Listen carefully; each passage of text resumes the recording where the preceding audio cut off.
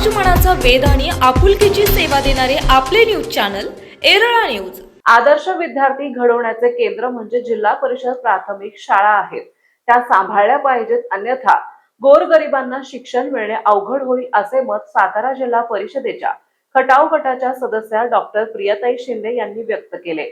खटाव केंद्र शाळा अंतर्गत येणाऱ्या जिल्हा परिषद शाळांचा बाल आनंद मेळावा खटाव येथील मोर्या मंगल कार्यालयात मोठ्या उत्साहात संपन्न झाला। यावेळी त्या बोलत होत्या। कार्यक्रमास नवनिर्वाचित पंचायत समिती सदस्य शशिकांत रोमन, हनुमंत बोटे, केंद्र प्रमुख संजय दिडके, श्री देशपांडे यांची प्रमुख उपस्थिती होती। डॉक्टर सौ शिंदे पुढे म्हणाल्या की बाल आनंद मेळावा हा वर्षातून एकदा घेतला जात असून जिल्हा परिषदेचा अत्यंत स्तुत्य असा उपक्रम आहे। ग्रामीण भागातील मुला-मुलींच्या कलागुणांना वाव मिळवण्यासाठी बाल आनंद मेळावा हे उत्कृष्ट माध्यम आहे। तसेच शिक्षकांच्या मागणीनुसार शासनाने बाल आनंद मेळाव्याचे अनुदान कमी केले आहे, ते अनुदान वाढवून मिळवण्यासाठी आम्ही निश्चितच प्रयत्न करू अशी ग्वाही दिली आहे। यावेळी शशिकांत रोमन, हनुमंत बोटे यांचीही मनोगते झाली। उपस्थित मान्यवरांच्या हस्ते प्रतिमा पूजन आणि दीप प्रज्वलन करून बाल आनंद मेळाव्याचे उद्घाटन करण्यात आले। बाल आनंद मेळाव्यात संगीत खुर्चीसह फनी गेम्स खेळ करण्यात आले। दुपारच्या सत्रात सांस्कृतिक कार्यक्रम सादर करण्यात आले।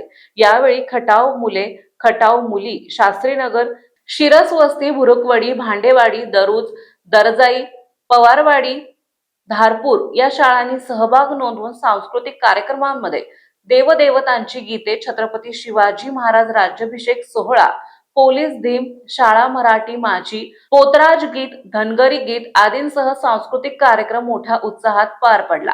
या मेळाव्यात शिक्षक समिती जिल्हाध्यक्ष विश्वंभर रणवरे, संघाचे सरचिटणीस कृष्णत फडतरे, किरण अहिवळे, दत्तात्रय गोरे आदींनी सदिच्छा भेट दिल्या। उपस्थित मान्यवरांचे स्वागत सौ वेद पाठक मॅडम, सौ पाटोळे मॅडम, सुनंदा कांबळे, अमोल ढगे, पांडुरंग फडतरे, सत्यवान खरमाटे, गोरखनाथ दुबळे, हनुमंत जाधव यांनी केले। प्रास्ताविक केंद्र प्रमुख संजय दिडके यांनी केले। सूत्रसंचालन सतीश खाडे, आलम मुल्ला यांनी केले, तर आभार वैभव जगताप यांनी मानले। कार्यक्रमास पालक, विद्यार्थी, सर्व शाळेतील शिक्षक वर्ग मोठ्या संख्येने उपस्थित होते। आज वर्षातला एक दिवस ही मुलं वाट बघत असतात की आम्हाला बाल आनंद मेळावा कधी येतोय आणि आम्हाला खेळायला कधी मिळतंय, आणि एक स्टेज त्यांच्यासाठी आपण उपलब्ध करून दिलेलं असतं। सांस्कृतिक कार्यक्रम आपण घेतात, तर वर्षातला हा खूप मोठा आनंदाचा क्षण या चिमुकड्यांसाठी आहे आणि आपण शिक्षक वर्ग यासाठी खूप मेहनत घेतात आणि आम्ही गेले 2-3 वर्ष बघतोय की अत्यंत दर्जेदार हे बाल आनंद मेळावे आपण सगळे सादर करतायत। पटसंख्या ही थोडी कमी होत चालली आहे मराठी शाळेची। आमच्या सगळ्यांचेच प्रयत्न आहेत की मराठी शाळेची पटसंख्या कशी वाढेल, आणि पटसंख्या कमी झाली की शिक्षकांची संख्या कमी होत जाते आणि मग 1ली ते 4थीला कधी कधी एकच शिक्षक इथे अवेलेबल असतो आणि मग त्या मुलांना शिकवणं आणि खूप मोठ्या जे तुमचे ऑनलाईनचे काम आहे त्या खूप मोठ्या आव्हानं शिक्षकांसमोर आहेत। तर एकदा पटसंख्या वाढत झाली की आपले बरेचसे प्रश्न मार्गी लागतील आणि जशी दिडके सरांनी मागणी केली की बाल आनंद मेळाव्यासाठी आम्हाला निधी हा जास्त पाहिजे, तर 100% आम्ही यासाठी प्रयत्न करू, कारण खरोखर अत्यंत चांगल्या प्रकारे हे बाल आनंद मेळावे होत आहेत आणि याही पुढे जाऊन आपल्या शाळेची गुणवत्ता कशी वाढेल आणि पटसंख्या वाढवण्यासाठी काय धोरण राबवावं लागेल याची आपल्या काही संकल्पना असतील तर त्या आपण निश्चितपणे राबवू, कारण आपण बघतोय UPSC MPSC मधील जी मुलं ही यशस्वी होत आहेत, बारकाईनं बघितलं तर ती ग्रामीण भागातली आहेत आणि ती शासकीय शाळा, जिल्हा परिषद शाळांमधून शिकलेलीच आहेत आणि ते स्कॉलरशिप होल्डर असतात। त्यामुळे आता जसं दिडके सर म्हणले की तरुणची सगळीच्या सगळी मुलं अख्खी बॅच आम्ही स्कॉलरशिपला बसवणार आहोत, तर हा निर्णय अगदी योग्य आहे। भले प्रत्येकजण स्कॉलरशिपला येणार नाही, पण त्याची जी बुद्धिमत्ता चाचणी असेल, भाषेची तयारी होते, गणिताचा पाया एक पक्का होतो, त्याची गुणवत्ता ही पुढच्या वर्गांसाठी खूप चांगला एक भक्कम पाया तयार होतो। त्यामुळे सगळ्याच्या सगळ्या केंद्र समूह खटाव या केंद्र समूहाचा बाल आनंद मेळावा आज या मोर्या लहानशीमध्ये संपन्न होतोय। खरं तर सातारा जिल्हा परिषदेनं बाल आनंद मेळाव्याची संकल्पना या ठिकाणी सुरू केली. या संकल्पनेतून या लहान विद्यार्थ्यांना खऱ्या अर्थानं एक चांगलं व्यासपीठ निर्माण झालेलं आहे. विद्यार्थ्यांच्या अंगी जे सुप्त गुण आहेत त्या सुप्त गुणांना खऱ्या अर्थानं वाव देण्यासाठी हे एक अत्यंत चांगलं असं व्यासपीठ सातारा जिल्हा परिषदेच्या माध्यमातून निर्माण झालेलं आहे. गुणवत्तेबरोबर खऱ्या अर्थानं विद्यार्थी कला, संगीत, नाट्य या क्षेत्रामध्ये सुद्धा त्याने उत्तम अशी प्रगती करावी म्हणून हे व्यासपीठ अत्यंत चांगल्या पद्धतीनं जिल्हा परिषदेनं निर्माण करून दिलेलं आहे. आठव केंद्र समूह अंतर्गत सर्व शाळांचे मुख्याध्यापक, उपशिक्षक, शाळा व्यवस्थापन समितीचे अध्यक्ष, सर्व सन्माननीय सदस्य, सर्व विद्यार्थी, त्याचप्रमाणे विद्यार्थ्यांचे पालक आपणा सर्वांनी या ठिकाणी उत्स्फूर्तपणाने या बालानंद मेळाव्यामध्ये सहभाग घेतला. आपल्या विद्यार्थ्यांचं कौतुक केलं.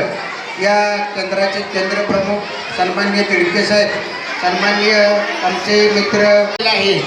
परंतु मला एक तुम्हाला सांगायचं, तुम्ही आता 20 तारखेला मला वाटतं पदग्रहण समारंभ तुमचा असणार आहे.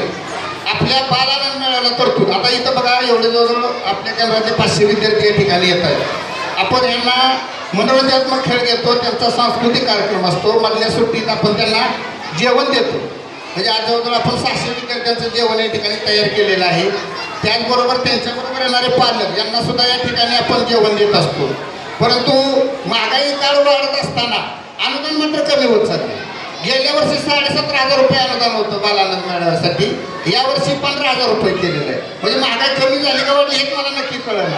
ॲक्च्युली जर त्याचा खर्च बघितला तर कमीत कमी 40,000 ते 50,000 रुपये मेळाव्याला खर्च येत असतो. शाळांचा वैयक्तिक खर्च सोडून रेफरीचा म्हणजे जो खर्च आहे त्याचाच खर्च येत असतो. तर मला इसकी आंखें झूलती बहुत है, हमें निकाल दो ये आंखें.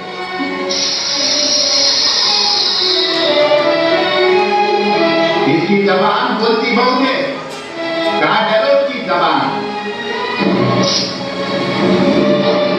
इन्हीं हाथों ने हमारे सेना को मिट्टी में मिला था, कहा डरो ये हाथ. इसके पैरों ने बहुत दौड़ा हमें, काट दो उसके पाँव. इसके चेहरे ने हमें बहुत डराया, आगे से दिखना नहीं चाहिए इसका चेहरा हमें, काट डालो उसकी गर्दन.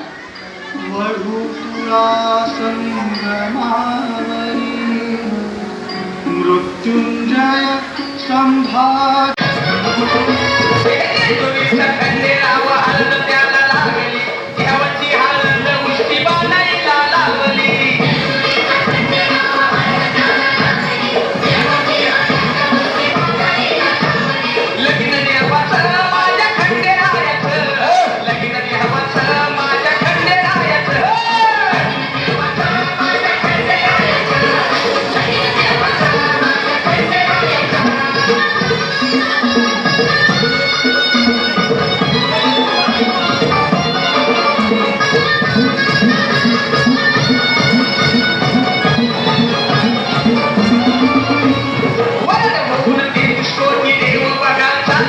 येरळा न्यूज साठी प्रतिनिधी शरदराव कदम.